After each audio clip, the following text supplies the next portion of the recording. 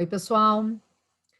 Agora a gente vai trabalhar uma outra norma técnica. Nós vamos trabalhar a norma 6028, destinada a trabalhos acadêmicos, em especial a elaboração dos resumos nesses trabalhos acadêmicos. Você sabe que nos artigos científicos os resumos são importantes, da mesma maneira nas teses, dissertações e trabalhos acadêmicos em geral. Esses resumos costumam ser uma dor de cabeça para os pesquisadores, especialmente porque eles não têm muita noção do que deve constar no resumo, certo? E a NBR é bem didática nisso, ela traz assim, os elementos, ela traz as informações que tem que estar ali, porque o resumo, ele resume o trabalho, né? Não apenas o texto do trabalho, mas o trabalho, no sentido de indicar, inclusive, metodologia empregada, certo? Então, há uma série de coisas que tem que efetivamente aparecer ali no resumo, e a NBR é bem clara, tá? Eu vou trabalhar com vocês agora, já vamos enxergar na sequência. O nosso material de visualização agora, nesse vídeo, é, novamente, o manual digital da nossa Biblioteca Central da PUC. Recomendo que vocês busquem a NBR no seu texto puro, para também, né, fazer as suas consultas e ter ali o seu respaldo caso algum tipo de consideração seja feita pela banca envolvendo esse tópico, né, o seu resumo no seu trabalho acadêmico. É importante a gente destacar que é uma norma relativamente curta, porque só se dedica a falar sobre os resumos, e que ela traz, assim, para além das definições, categorizações. Se for resumo de artigo, então, tal forma, tal conteúdo. Se for resumo de tese ou dissertação, tal forma, tal conteúdo. De tal sorte que, se você seguir à risca o que diz a NBR, nem dificuldade de elaborar vai ter, né? E a possibilidade de cometer algum tipo de equívoco reduz muito, certo? Um outro detalhe que eu quero apontar é que esse modismo de agora, de pedir resumos expandidos, né, nas inscrições de congressos, seminários e eventos, não está contemplado nessa NBR. Nós não temos aqui a forma de um resumo. Então, nós precisaremos contar com as definições da organização do evento. E se a organização do evento no edital não der esse tipo de informação, quantas páginas, extensão, conteúdo, etc., vocês vão ter que mandar um e-mail para a coordenação do evento solicitando diretrizes, né? No sentido de forma, especialmente desse resumo expandido, que é um resumo mais longo, é um quase paper, né? Como a gente costuma entender. Dá para aproximar de um tipo de resumo que a NBR trabalha, que é o resumo crítico, mas é uma aproximação, né? É importante, porque pode-se ter alguma leitura diferente disso, é importante você questionar ao comitê organizador, a comissão organizadora do evento, o que eles estão entendendo por resumo expandido e quais são as exigências para aquele evento, ok? Então, eu vou repartir agora, compartilhar a tela com vocês.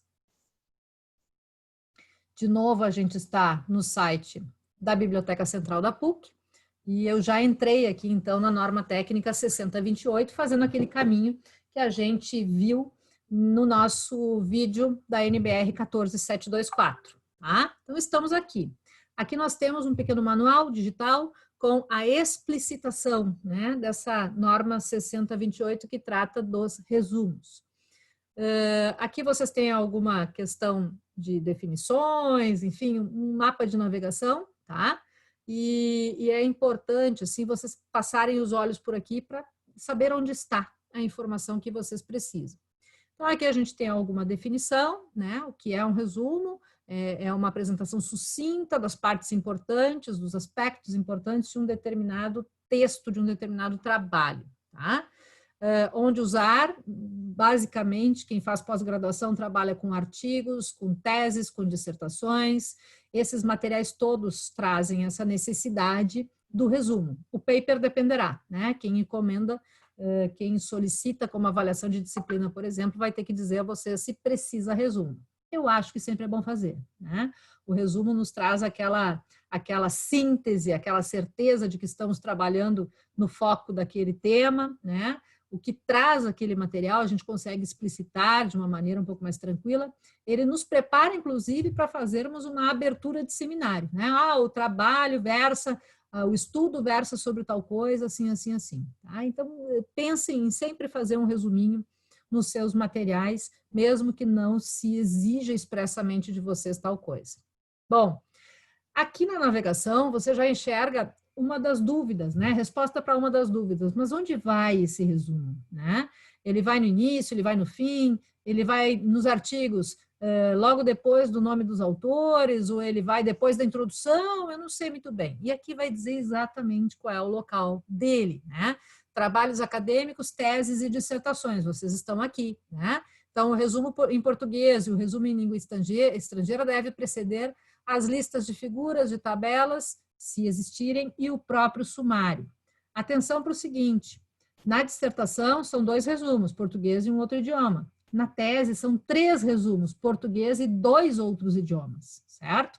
Cuide para que esses idiomas sejam os seus idiomas de proficiência, né? E isso também vai estar refletido e relacionado com a lista de referências bibliográficas e uma quantidade mínima de materiais nos idiomas de proficiência, no plural para o pessoal do doutorado e no idioma de proficiência para o pessoal do mestrado. Tá? Aqui também você vê a localização do resumo nos artigos, né, de tal sorte que percebe que é uma tabela bem funcional. Esse trecho aqui é importantíssimo. Né? O que se fala num resumo? De novo, lá o meu livrinho traz algum tipo de roteiro para vocês, mas aqui vocês também têm algumas informações. E por aqui vocês já respondem, inclusive, a uma dúvida, né, que alguns têm. Eu preciso colocar a informação metodológica no resumo? Não basta um parágrafo lá na minha introdução do trabalho? Na introdução do trabalho é absolutamente obrigatório colocar essa informação, você já sabe disso. Né? Nós vamos ocupar em torno de um parágrafo, dando explicações sobre método de abordagem, métodos de procedimento, método de interpretação e técnicas de pesquisa que foram empregadas. Pois bem, pelo que você está vendo aí, também no resumo esta informação deve aparecer. Só que o resumo tem uma extensão bem limitada, extensão contada em palavras, né? E rígida. Então, nós vamos precisar sintetizar ainda mais essa informação metodológica, certo? Então, só linhas, né? Só grandes nortes, método de abordagem foi este, interpretação foi aquele, enfim, é aquilo que dê a noção a quem está pegando o material de vocês pela primeira vez, do que se trata esse material, de onde ele parte, onde ele chega e que métodos usou, certo? É bem importante vocês terem esta noção de que o primeiro contato de qualquer leitor com o trabalho de vocês se dará via resumo. Vocês vão experimentar isso ao longo da pesquisa de vocês vão acessar materiais por bancos de dados e o que é visualizado por primeiro é o resumo. Pelo resumo, vocês vão ter que se convencer que aquele material é útil ou não, e às vezes o resumo é tão mal redigido que a gente não tem essa noção. Né? Precisa abrir o material para, então, lendo-o todo, ter esta consciência se vale a pena ou se não vale a pena, né? Tê-lo conosco para consultas posteriores, citações e etc. Tá? Então, vejam, o resumo tem que indicar objetivos, métodos, resultados e as conclusões do trabalho. É exatamente isso. Uma das últimas frases do nosso resumo é: conclui-se que tal coisa, tal coisa. Ele apresenta, sim, a conclusão do trabalho. Isso é diferente da introdução, gente. Na introdução não tem conclusão, não aparece conclusão nenhuma. Leiam a introdução de vocês e se lá no finalzinho estiver dizendo a resposta do problema, apaguem, porque uma introdução não pode dizer qual é a resposta, ela pode apresentar a pergunta e uma hipótese precária. Olha, a gente acha que é por aqui, né? Eu penso que é por aqui que se resolve, mas não se resolve por aqui, certo? Então, a gente trabalha de maneira diferente. No resumo, a gente coloca a resposta, certo? No resumo, a gente tem o resultado a que chegou, certo? O bom resumo traz isso. Bom, a redação deve ser clara, deve ser objetiva, né? Simples.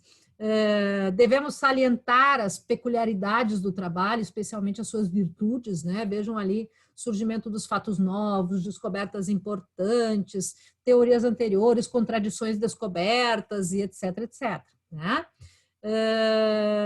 E, enfim, ao finalzinho, a gente indica as conclusões e já apresenta, se for o caso, alguma espécie de sugestão, aquilo que o trabalho acaba desaguando, né? A crítica feita, alguma coisa nesse sentido, tá? Então, essa partezinha aqui da redação, do conteúdo do resumo, eu tenho certeza que vai ajudar vocês no momento que vocês tiverem, né, que escrever o resumo da sua tese ou dissertação. O idioma, né? Primeiro a gente escreve em português, depois a gente escreve no idioma ou nos idiomas que for necessário fazer. Cuidem, se estivermos falando de artigo, porque aí nós podemos ter alguma limitação da editora, né? Do editorial, nos dizendo que serão unicamente em inglês, por exemplo, tá? Aqui vocês têm os limites, né? A extensão do resumo é contada em palavras e depende de resumo de que estivermos falando, resumo de artigo, resumo de tese, né? E as limitações estão aí nessa tabela. Se estivermos falando de artigos, tá aqui, ó, de 100 a 250 palavras. Você tem que usar ali o contador de palavras do Word, certo? Ele vai dizer exatamente onde é que vocês estão. Se estivermos falando de teses e dissertações, de 150 a 500 palavras. 500 palavras é o nosso máximo, certo?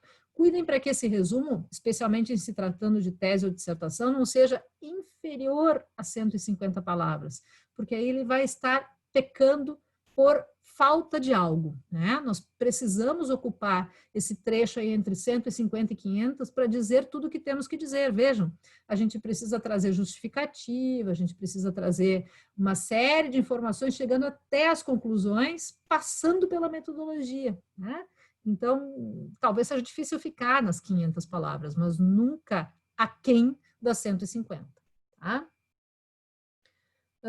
Aqui a gente tem alguma recomendação feita a título de estilo, isso não é BNT, é mais assim uma indicação a partir de perguntas que normalmente aparecem, né? Como é que a gente formula as frases, em que voz se escreve, e assim sucessivamente. Aqui está bem didático, bem organizado. O espaço entre linhas, né? Se estivermos falando de teses, dissertações, 1,5. Se estivermos falando de artigos, depende da revista, e a revista não dizendo nada, é espaço simples, tá? Muito bem. Daí aqui ele trabalha os tipos de resumo, indicativo, informativo e crítico, e aqui está o que eu disse que se aproxima, mas não é igual, à compreensão de resumo expandido que tem sido empregada nos eventos atualmente, né? Como requisito para inscrição em algum congresso, em algum seminário, para fins de apresentação de trabalho. Mas por aqui talvez vocês já consigam ter alguma ideia, se nenhuma lhes for dada, certo? Aqui alguns exemplos, né? Lá no nosso material, eu já deixei para vocês um artigo, né? E nesse artigo vocês têm um resumo. Deem uma olhadinha lá no resumo, tá? Vocês vão localizar ali algumas coisas. Certo, pessoal? Então, com relação ao resumo dos trabalhos acadêmicos, é isso que eu tenho para destacar da NBR 6028, né? Consultem esse material que a biblioteca disponibiliza, confiram se o resumo de vocês em cada trabalho que vocês fazem está atendendo aos requisitos formais, no sentido de estética e de conteúdo que a NBR 6028 traz, tá bem? Até o próximo vídeo.